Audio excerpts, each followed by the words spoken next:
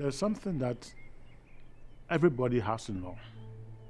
There is culture in religion. There's culture in religion. The culture that we were used to back home. The way that we would sing. The way that we would do our Sabbath school. The way that even the preachers will preach to us, the pastors. This church, I don't know how I'm going to put it, but it's my second home. It's my second family. I'm so glad to live to this day that Toronto Ghanaian is 25 years old from ordinary people for God to make extraordinary things. Manage said, me a party as a Friday see ho up Samri no Toronto Ghanaian SDA church no. Me a part of it.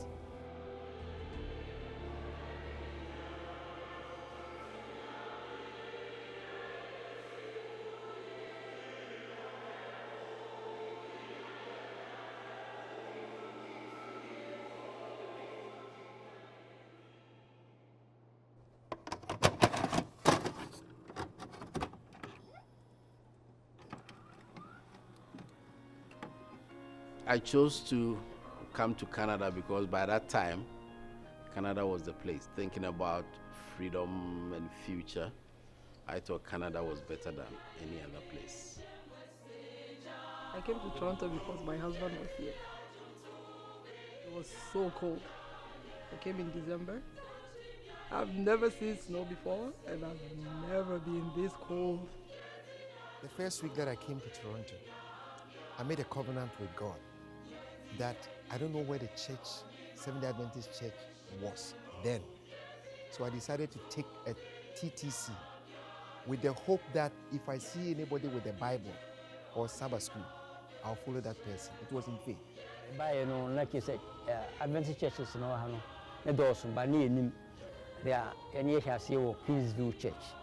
Nti ho ana yemiensa. Winya mo akohene ne kufi safo kantanka. Oni ho de yekoye anti yekoye no ne yekoto anuanum bi so e wo ho dada. Nipa be 5 bi na ekoka ho ama yene ye ho nke say Ghana fo a na ye ho no ne ye no so ne be 58 bi. Ti yemiensa o kan wo mo ma e do so kakra. It was God's idea that we will become church one day. But when we started, we all got comfortable in our local churches. Like I was comfortable in Willowdale. There were others in Berea, they were very comfortable. Others in Harvey Church, they were comfortable. And then we had some of the brothers in Kingsville who were also very comfortable.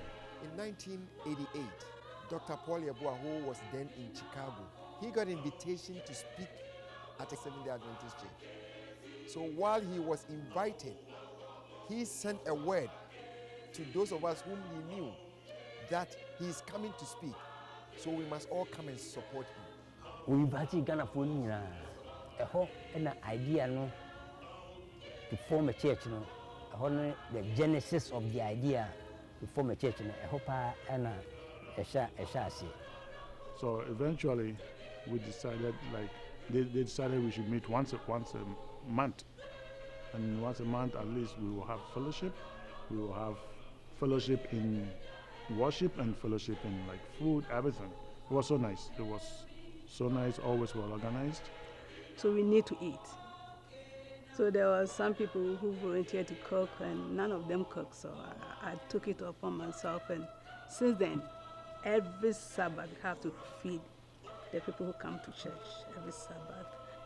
When the church is over and all the Bible studies are over, you got ourselves Kentucky, and we sit at the park, we ate. It wasn't much, but it looks like a lot to us. We felt homesick. Many of us were young. We felt homesick, and the only way to give us that experience from home was to come together, at least talk among ourselves, discuss our problems. Because by that time things were really hard. Me kai pa say bra na ye mrantie no. Se de bia ye ko chofa mbobo na ko ye nuanum fifie ye ko twen ho yɛdi kakra yɛate yɛ ho agum ne ɔnua bi te sɛ ɔbɛkyerɛ me yɛtim a na nnipa bɛyɛ sɛ nsia kyerɛ sɛ da ne mene da ne kwasiara biara deɛ na yɛkɔ ɔbɔdɔfo nkyɛn yɛnam Bible adesua kwan so yɛnam so ma nnipa bebree tim bɛka asafo no. We started like friends. We go to each other's house, having socials together, going to Niagara Falls. Friends, we move together. And every Sunday, the boys, we meet at the park, playing soccer. Our women too, they make some porridge and buffalo. So it was fun. And that kept us together.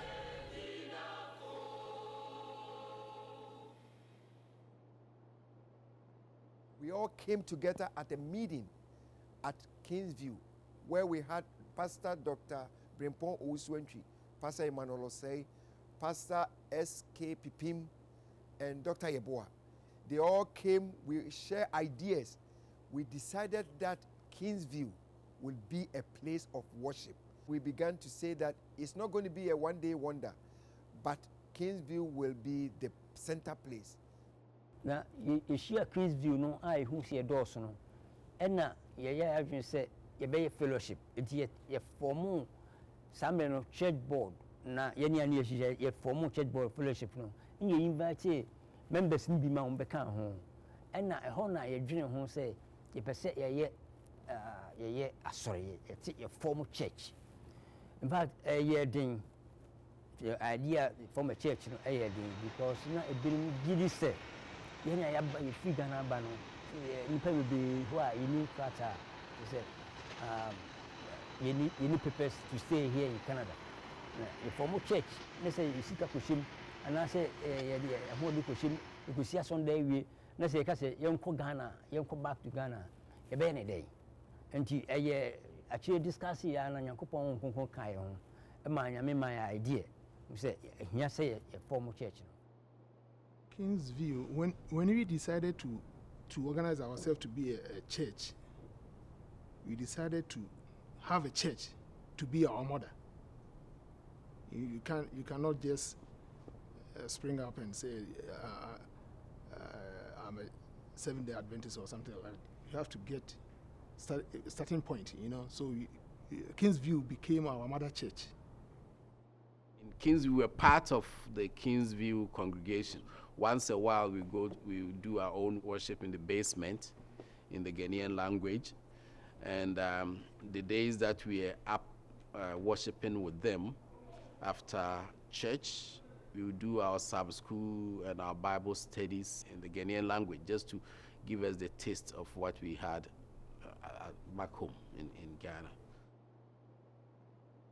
Fellowship is non-defined. It's like, hey, we meet ourselves. We all have the same idea about worship. We are all Adventists, and we are comfortable with each other. We become a fellowship. But then when you move into the company status, then the conference knows who you are. They know that they have made you a company, because you cannot make yourself a company. It has to be done through the conference. And so the conference starts talking with you. They know your leaders. They know who you are working with. They start working with you even to find pastors and stuff like that, because they know that from there you are moving into church. We got our company status at Kingsview, and then since Kingsview couldn't contain us, we moved to Ghanaian United Church. Ghanaian no ho na yɛbɛyɛ church around 1993 ho no ɛna yɛbɛyɛ church.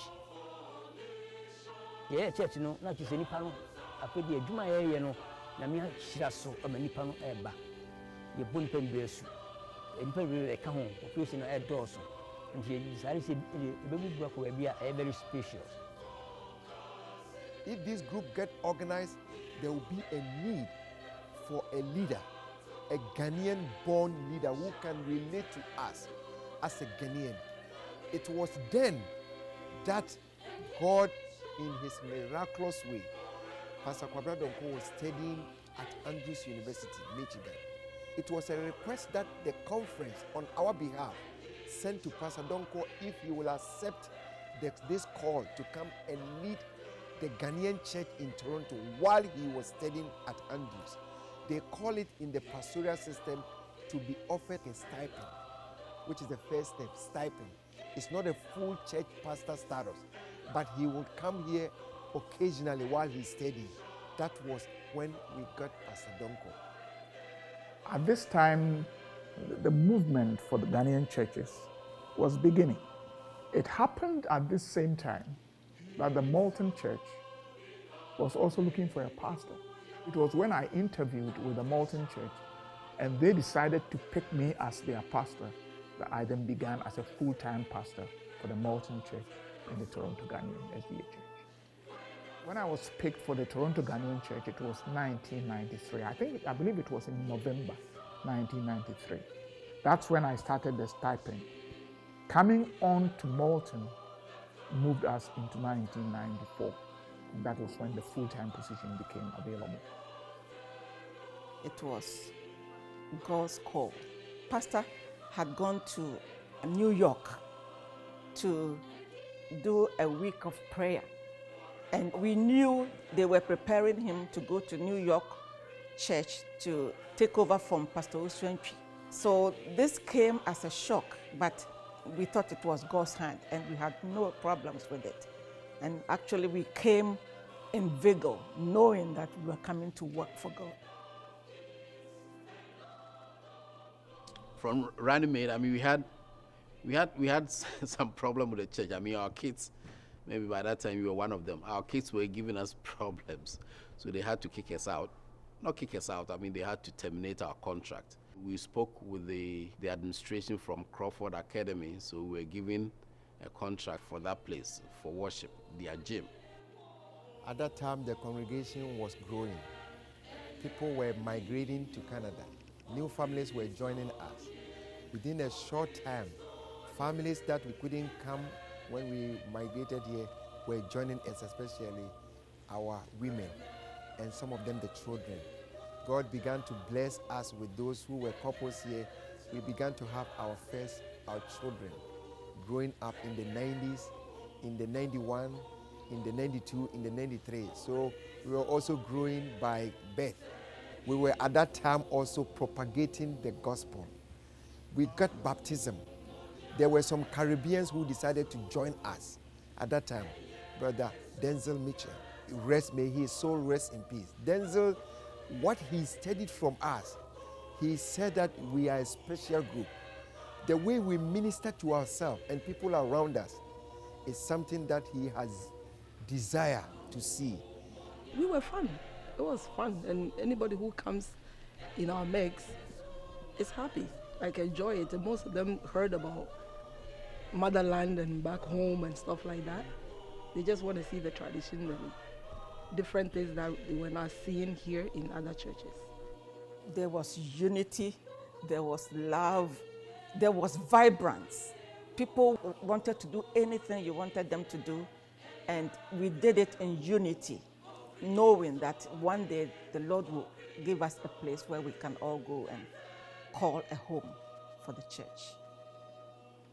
Crawford gave us the space to grow, but at the same time, the environment was not conducive. There were a lot of challenges in Crawford, and every time we would go there in the evening to roll the mat on the floor, and you make some mistakes, and the school doesn't, they don't agree with us. We have many, many young people, numbering into the 200s. And the problem we had, wherever we went, our kids will get their hands into things. And after a while, our landlords got kind of, upset with us.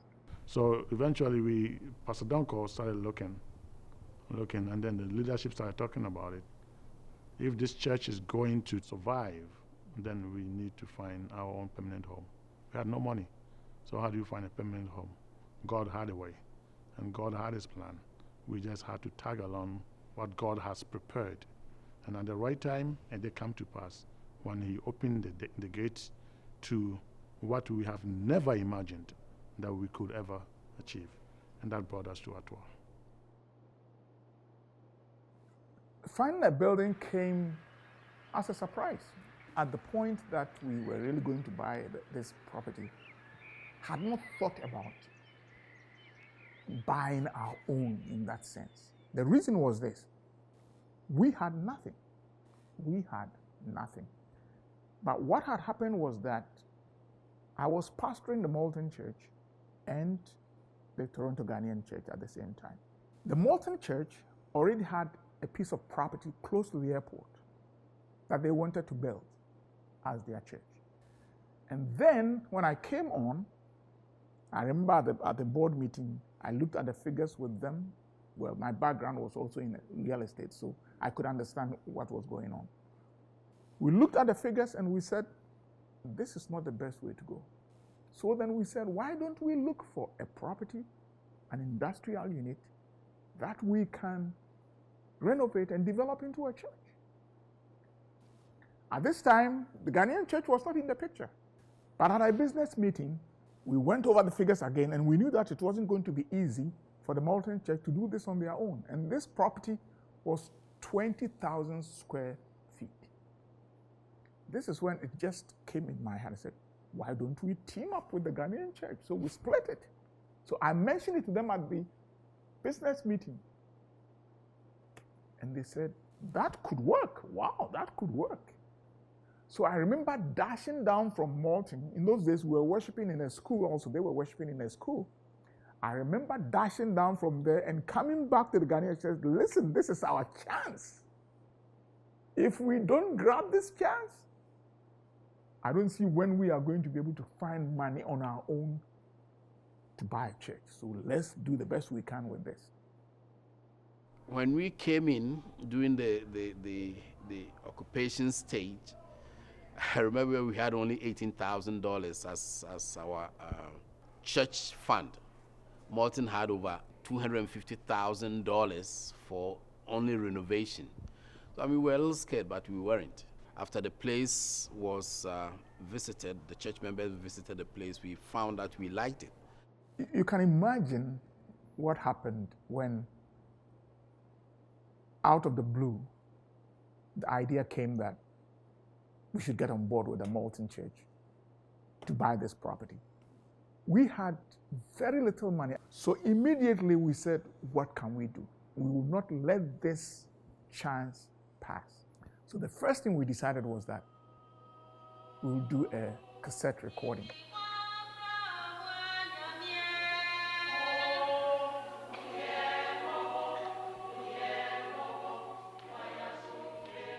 In those days, CDs were just beginning to be known. So we said we are going to do cassette recording. We'll be using my songs. I had quite a number of songs at the time. Quickly we got the choir together, and we had Uncle Belson also at the time, who was a keyboardist who played for us. We organized ourselves, went to the studio, recorded. And this was at a point where we were getting ready to go to a camp meeting in New York.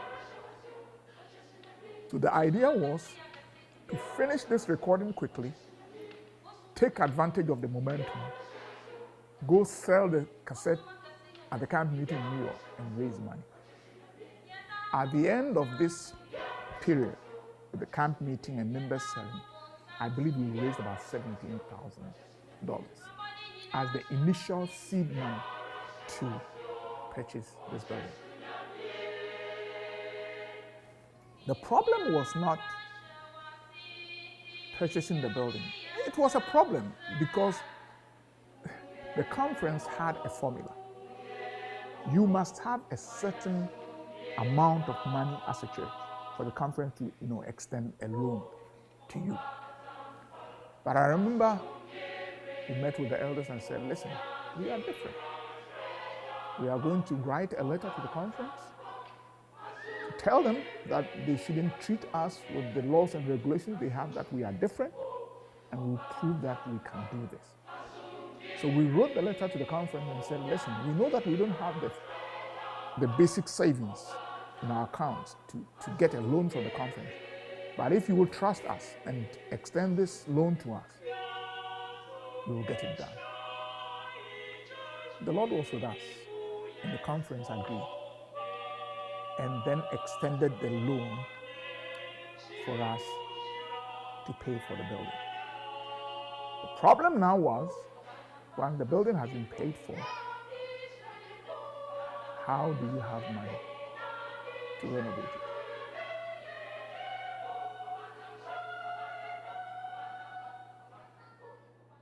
Atwell came as a miracle.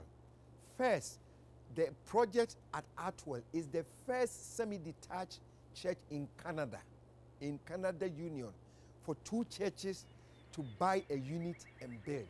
It was never heard of. We were determined to do this. And part of the plan was to do what we call self-help. So the plan was, we will do this on our own. So we had to do an inventory in the church to see who has what skill. We had Robert, who was a carpenter. He came quickly.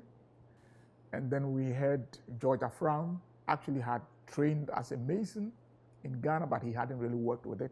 Da Costa had skills in drywalling and taping and plastering. But then the idea came that if we were going to do self-help, we would find a Ghanaian within the Ghanaian community, whether he was Adventist or not, it didn't really matter to us, who knew the trades and would come along and understand that he would work with us, but we will use our own labor. There was a layman who was not an Adventist, who was also called Kofieni. He was a mason related to Elder George Afram. And there was a man called Osekojo. These individuals were Ghanaian tradesmen. They decided that they will lead out in the project and we supply our labor.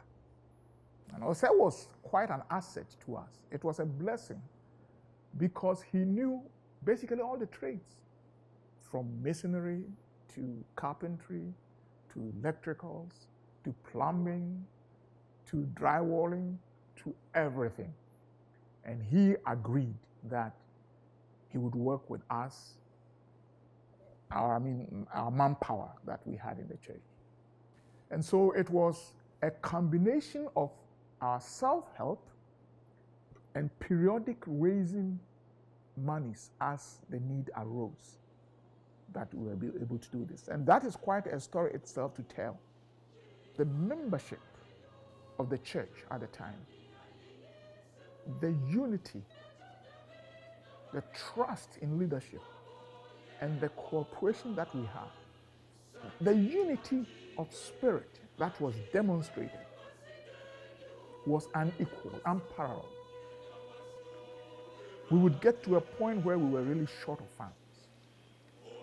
And then we would come to the church and say, listen, if any of you have savings that you are not willing or you are not going to be using immediately, kindly lend it to the church, and by God's grace, we'll give it back to you. This was a moment of trust. And I will tell you, several of the members, 3,000, 5,000, 10,000, we would raise the money. 90% of church members took their savings. They said, well, that was their announcement. You'll be a big on Famra. But when you say, man, for this special amount, and a buy, say, Yam Famua, Yam Fantas Sunday, Yam Fan Belvia Sunday. Now, Tamwa, not woman, amazing thing say, Ubia can say 3 months, I'm a Bedusika, where you are Bedusika. Ubia Babia, where so the case say, was a Tamu being your Pia, Town Church will be your piano, Yam Famano. See, this is amazing. This is what we call the miracle of Atwell. Because we were so happy that God has given us this place, I would say everybody tag along properly and nicely. We will come here on Sundays, and Sundays was when most of the work was done. We come on Sundays and everybody was excited.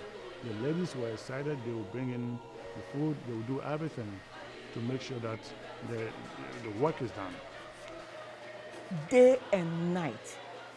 There were some people who would even come there from Sunday to Sunday. The only days that they didn't work was Saturday. Sata muna mishasi eko job brown for furniture design. Yeah, me ko school ni na ewie no. Ma fa anya djuma. Eno ani asol die na we. The thing na nyame akwan a fast one man ba. So I think maybe God sent him to school to help the church understand. But we didn't have money to buy expensive stuff and stuff like that. But they did a really good job. The ladies really helped, food-wise and even construction-wise. I remember they were the ones who were sanding the chairs, taking the stain of the wooden chairs with the submission of Elder Kennedy. Remember, the work was not just doing drywall. There were no windows here. We had to cut windows. We had to cut the brick through the brick walls. Some of us have not even seen the tools before. And I remember me and Uncle Safu and Pastor Donko, we spent so many hours working on this ceiling.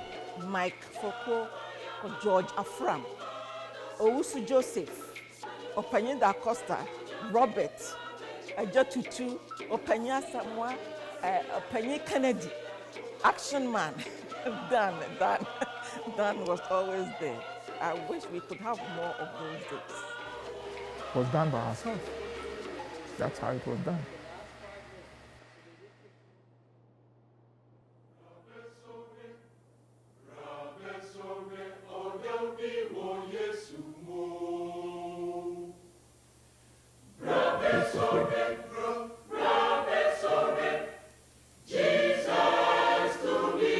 It was very exciting to see that we have our own church. It was beautiful.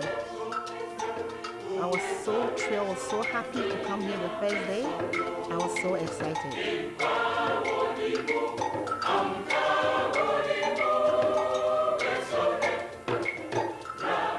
The first Sabbath was amazing. Everybody wanted to join that service.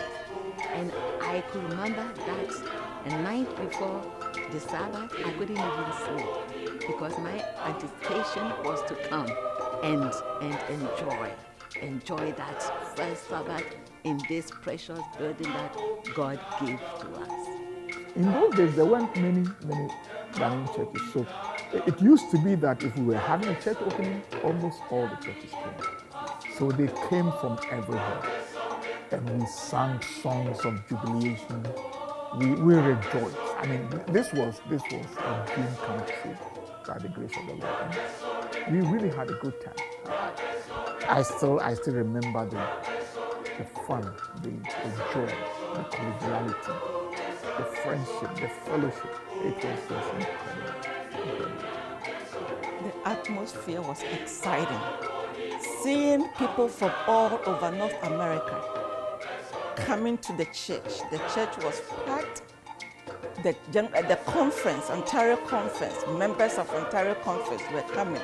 Even visitors from other churches just came just to see what the Ghanaians have done with no money and just with their strength. So it was very, very exciting. Come and see Amigia Nawa. Say, Atwell, and let say no more. You rent today, and let a way in Yakasa.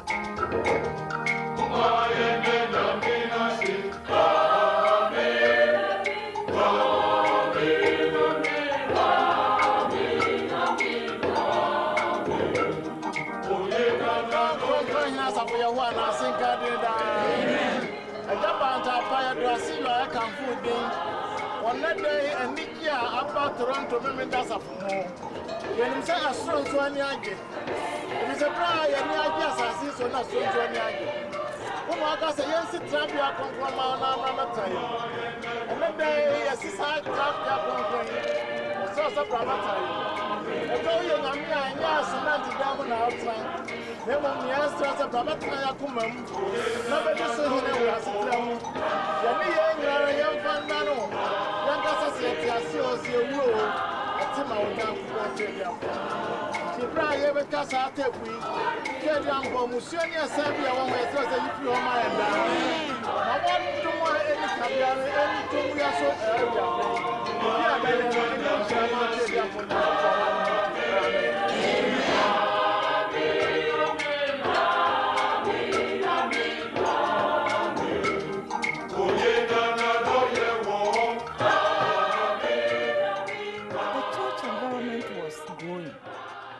The kids were also growing. But the good thing is we had our own place. So Sundays were just a day of jubilee after Sabbath.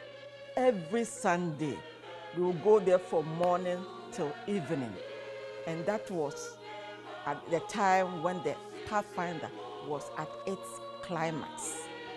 The kids were enjoying, adults leadership were enjoying, and the Ontario Conference leadership was also enjoying the Ghanaians.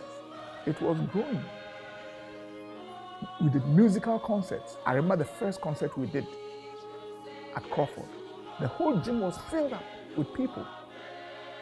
So the church was becoming well known within the Ghanaian community, outside the Ghanaian community. And people were coming and were doing marriage counseling, marriage seminars as an evangelistic tool. These are all things we were doing, and people were coming in. As we moved here in 1997, we know we now have a full pastor. We now have a full place called our church as home. The growth was just like the apostles' time. Every day we were growing in membership. We were growing. People were coming. So the church was growing, and we realized that, as I said, we had close to 200 or even more than 200 kids in this church. And we said, this is not something we should play with. We need to have somebody who would have attention over these kids. And so we began talking about a second pastor, specifically a youth pastor. I was in London, England, working as a registered nurse and working with the London Ghana youth. That was my calling and my passion. So that was what I was doing before I got a call that there was a need to go into full-time pastoral ministry. That's what brought me to Toronto. God, in his miraculous way, through Elder Ebenezer Abuka, he was then serving at the Ontario Conference, visiting us, gave us the insight that we could apply based on our membership, which was the adult membership and the children together. We could get that request granted at Ontario Conference. When he came and saw the youth and saw the readiness of the church and saw how we worship, when the request came, he decided that he would respond. So the conference agreed that they would pay half of the salary of the youth pastor that we would bring in. So again, the elders met and we said, okay, we must find a person. And we decided, my wife and I decided that when we find this person, to kind of reduce the cost and the burden, he will stay with us. We will not have to pay any rent. Linda came 6 months after I came, and we came and we saw the challenge. At some point, for Linda working with the children's department, she was actually invited in by Auntie B. Auntie B was the one who said, Linda, come and help me. It was a beautiful journey. It has been a beautiful journey that all throughout the working with the youth, the young adults, and seeing them grow, and some of the small things. Yeah, who say yeah Dawson? And I dream about say at a church board meeting. I dream about say here say community no, this is a traffic. Within the community no, you plant another church in the community. Say, but you be plan will be so baha the choir woman. You from the community more. Nyame ya dom a 2000 uhunu sɛ afei nnipa no ayɛ ma wɔ asɔɔdan mu ha no then yɛte planting committee wɔn dwumadie no sɛ monhwɛ baabi yɛbɛtumi de asɔre a yɛbɛba mu no yɛbɛkɔ no ɛbɛba mu yɛhunu sɛ Scarborough yɛde kɔ hɔ a adwuma no bɛyɛ den nti yɛne adɔfo no kasa sɛ na yɛmfa mmra ha sɛdeɛ yɛbɛyɛ adaakye bi sɛ nyame bie kɔ a ne yɛbɛtumi asa atrɛ mu bio a na ɛno nso nyame ama yɛakɔ baabi foforɔ nti planting committee foɔ no ɛna ɛde report brɛ church no na church no gye to ho a yɛde demarcation no yɛde to Western Road ne Finch but akyire no yɛnim sɛ yɛnya megye na ɛbɛboa. We have established this church. We need a name, so they were soliciting for names. A lot of people sent different names. Ghanaians, we are peculiar people. We have our own way of dressing with our kente and our colors and everything. We had a culture. So I thought, why don't we call this church Heritage? Meaning we are people with a heritage. We are going to go by our heritage, our language, our dressing, our way of life, and live in this foreign country and still be ourselves. So that heritage came on my mind, and I also presented it, and the leadership thought that could match our faith. We picked some families intentionally to go and plant the church and grow the church. I remember Penina Samoa, Oben, Penina Nchi, Safu, Gordon, Prempe, and they went. And boy, did they work themselves out. It was one of the most rewarding times in our experience as a church.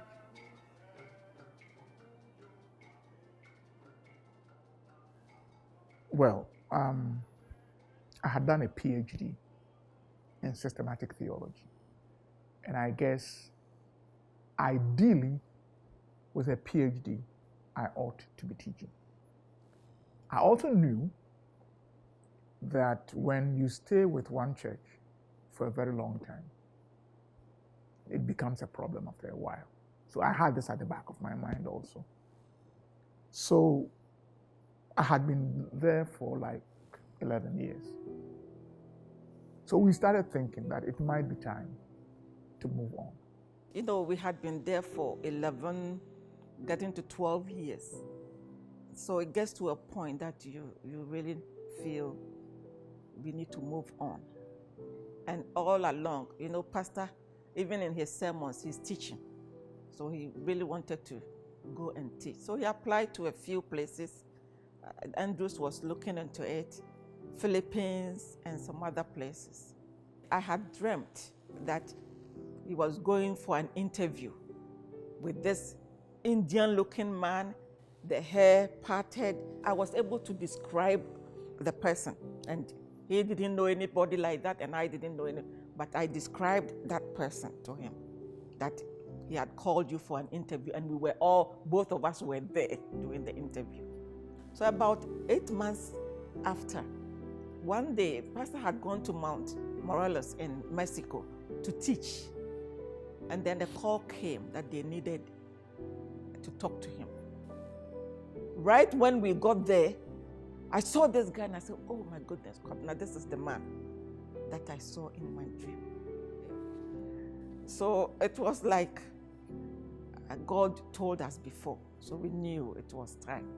It's leadership by example.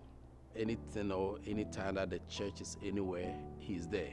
Not only as a pastor, but as a leader. I mean, I remember during the construction time, he was here 24/7. He knew at what point every permit with the city was. He knew the officer in charge of any process in the city. He knew the amount that we had in our reserves for the building.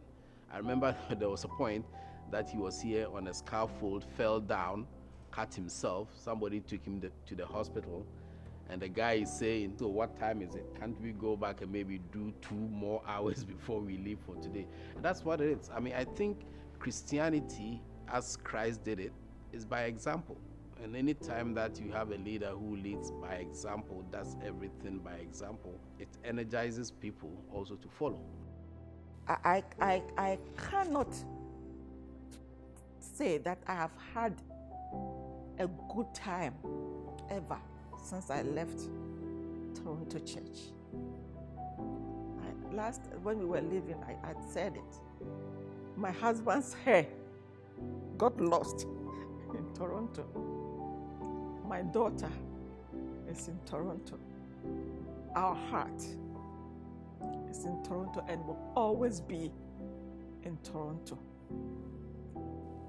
The joy, I still remember, the unity, the comfort. We could go to anybody's house and eat and not care, and drink and not care.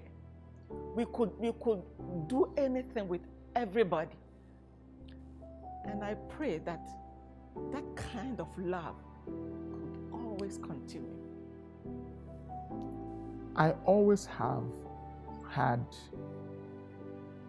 a strong belief that the Toronto Ghanaian Church was going to survive. And the reason I had was the collegiality, the friendship that I saw among the leaders of the church. These were people who were friends.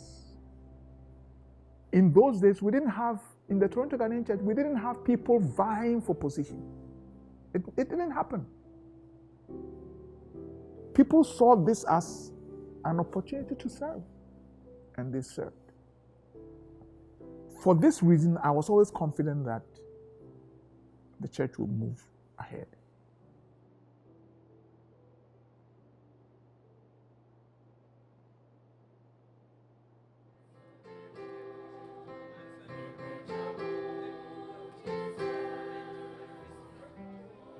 It begins like this in my view. Back in Ghana, the Seventh-Day Adventist Church was known everywhere for their singing. So this is already a tool for evangelism. The other thing is that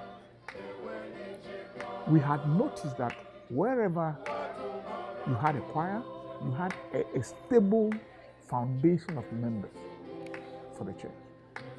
With Pastor Donko building the church choir together and support of Pastor John Amwa and Brother Ekwam Bilson, organist, Brother Kofi J, and Pastor Donko together with Brother J. Afia, Brother Nyantechi, we had singing band. Later on, Uncle Sam came and it even improved it much, much further because he was a very accomplished musician, well known in Ghana, and he came with a skills set and things took off. My emphasis is on developing our music and developing our choirs and the other singing groups in the church to minister well. You see, we are Africans, and all our life it's music, right from birth to death. It's music all the time. So when we come to church, it's singing. As much as possible, our message, and the Adventist message, and reflect in our songs. Ghanaians love music. We love music, and everywhere we go, music is a big part of it. If you start, even in Ghana, before we started crusade, there's always a musical before the preacher and stuff like that. It attracts people to listen to what you have to say to them. Personally, people call me Action Man. I thank God that I can be part of this whole process. I saw it, I was there. Today, if we are celebrating 25 years, I will say to God be the glory. It is by His faithfulness. I just want to say happy anniversary. 25 years is a long, long, long time. My hope is that the next 25 years will be prosperous and will be a blessing. There's a saying that if you don't know where you're coming from, it's difficult to navigate your way towards where you're headed. So I think that's why it's important to know our history, how this church came about, so that we can use that to build up the young generation that's coming up. And you're very important to say. Maybe for the next, 25 years ago, say we didn't know to say bit me to say a year history. Say you will have by this time history is important. Say you throw at your in the next be 50 years. Your money, and no break me up to history. Every day, million who pioneer. Your fast so shares as of the Yassi. Never be on Yankopon and Libby a day of it. And into a bois and my chilma, the bay chilling and I'll be to me in a so be every pioneer. Nay, faso a yet neoma at the bois as of This church is my family. So if anything is not going well, it kind of affect me personally. Because when God was using our husbands and our wives and stuff like that building this church, a lot of us are, suffering, but we have to endure it, right? So when you see something going wrong, you kind of take it personal. It means everything. It means everything. This is family. It's not an extended family. It is family. That is what the church is. I remember one person, he was saying that, Fokuoh, if I die, bury me. This is my home. Blood is what makes people family. And we have blood that links us. That's the blood of Jesus. And that's what makes us family. So no matter what it is, we will always be family. We won't just be friends. We are family because the blood of Christ is engulfed around all of us. So it means a lot to be a member of this church and part of the history. Churches go through cycles. But I think it's always important to remember that the church, the ecclesia, is the body of Christ. The church is not a human institution. And therefore, the welfare of the church always depends on the extent to which Christ indwells the church. While he was on earth, Christ says something that goes to the core of a successful church. He said, "By this shall all men know that ye are my disciples, if ye have love one for another." If there is any prescription for prosperity for the Toronto Ghanaian church that I will leave with them, it's precisely this.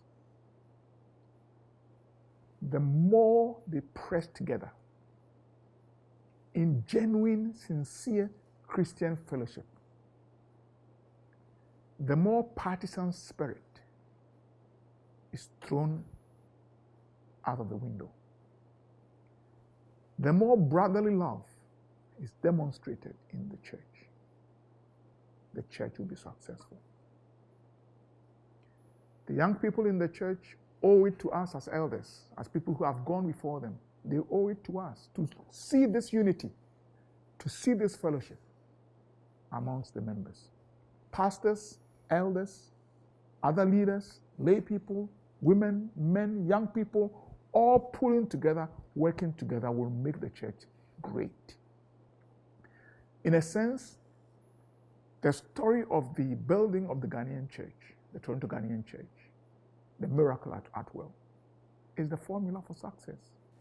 When members pulled together, even at a time when they didn't have money, when members pulled together, great things happened. And I believe that greater things will happen if people in the Toronto Ghanaian church will pull together,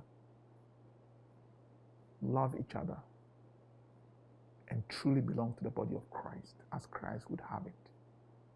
This is my message to the church.